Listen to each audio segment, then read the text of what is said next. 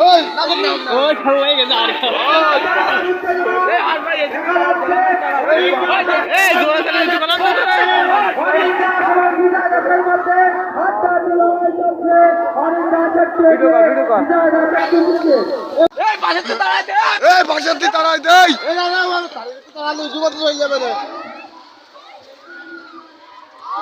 ইতিমধ্যে আমাদের মঞ্চে